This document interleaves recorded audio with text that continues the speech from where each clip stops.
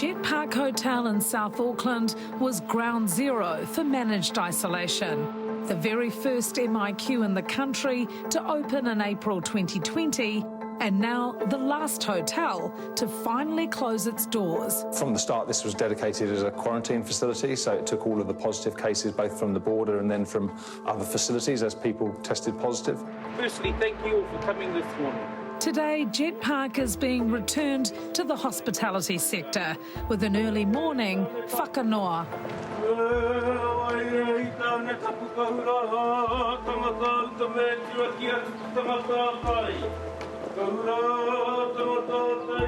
Rema Erueti helped set up MIQ from the beginning of the pandemic, and she's here to witness the removing of the tapu.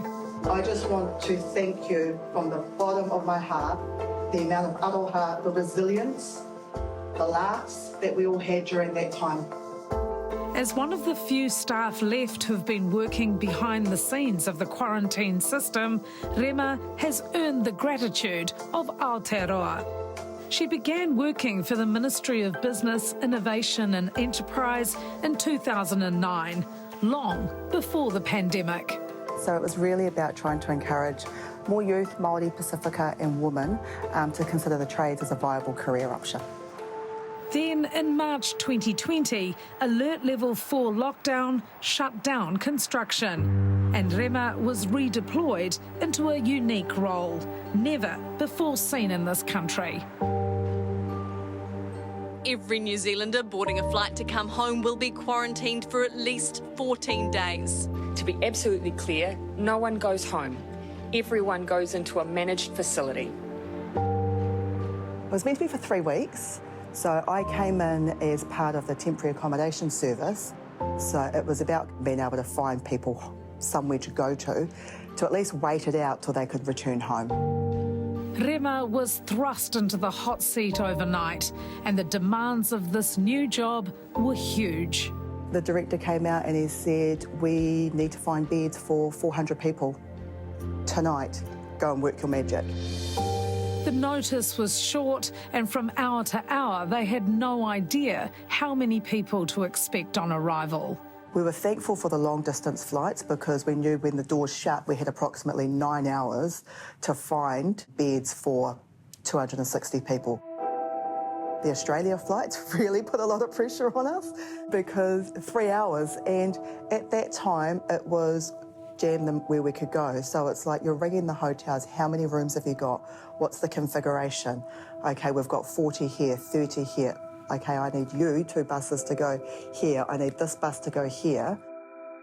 Can you describe seeing those first busloads of people arriving? You know, you had people, particularly whānau from Australia, they just literally packed up everything and came home. They didn't know where they were going to. And so we'd chat to them and they're like, I don't have a bank account, I don't have an inland revenue number, I can't apply for this. My kids has got 2 nappies left. Then it was the realisation that they're in a hotel room, potentially whānau's as big as 6, 7, 8, and they don't know where they're going next. Mental health took a big toll, but also the diversity of people that we had coming in. And so it was clear quite early on that we needed to reach into our community for support. We needed to provide the manaakitanga. The need to manaaki and cater to a variety of different needs and requests on a daily basis was relentless and went on month after month. We'd find out from the airport an unplanned flight is coming in from here or from here, and it's like, shucks, we need to readjust. We need to just double check and have another look. So they were some really long days. We were generally in here by 7 a.m. and then generally it was myself and the transport logistics team. We would aim to be out of here by 9, 10 p.m. We weren't leaving until the last bus got to the hotel and the hotel confirmed that they had enough rooms. We wanted to make sure because otherwise we needed to find somewhere else. The security on the outside hasn't fixed things on the inside here, where we've got mix-up of passengers coming in. It just seems such a shambles here. Not only was their job high pressure, the media scrutiny was just as intense.